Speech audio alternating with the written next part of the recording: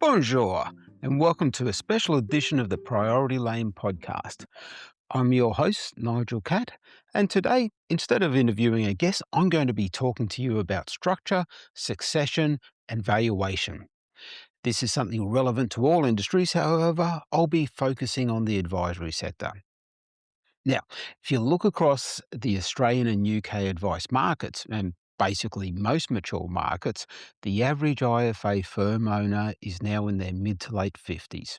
That's just a fact. Sorry. For many principals, succession isn't theoretical anymore. It's not a 10 or 15-year idea, it's 5 years, maybe seven. Most times sooner than they'd like to admit. At the same time, M&A activity in the advice sector remains steady, buyers are active, consolidators are disciplined, private equity is still present, and multiples are available. But here's the part that often doesn't get discussed openly. The highest multiples don't go to the firms with the most charismatic leaders. They go to the firms with the most predictable revenue. And that's a very important distinction because in many advisory businesses, growth has historically been personality led. Referrals come through relationships, business development happens through reputation.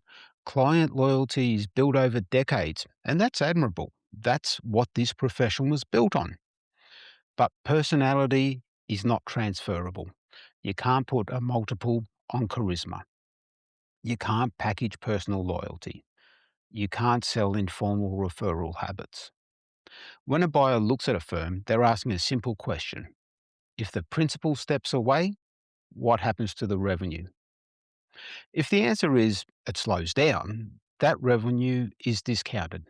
If the referrals only happen because of one individual, that's key person risk. And key person risk affects valuation. This is where systems come in. Not bureaucracy, not complexity, not more admin, structure. Systemized referrals, visible client engagement, organized business development, clear processes around how opportunities are shared, how interest is followed up, and when those things are structured, revenue becomes predictable. And predictable revenue commands stronger multiples. At the Vera Capital, we spend a lot of time talking to firm owners about this exact issue. Some are not planning to sell at all, but succession and valuation are always in the background. The mistake we see is waiting too long. You can't decide 2 years before exit that you want structured revenues. Buyers want to see consistency over time. They want to see embedded systems. They want to see that growth isn't dependent on memory, momentum, or one rainmaker. That's why we focus on formalizing referrals and business development. Because in most firms, referrals are important, but they're not systemized. They're mentioned in review meetings, they're encouraged socially, but they're not visible, they're not tracked, they're not repeatable across the whole firm.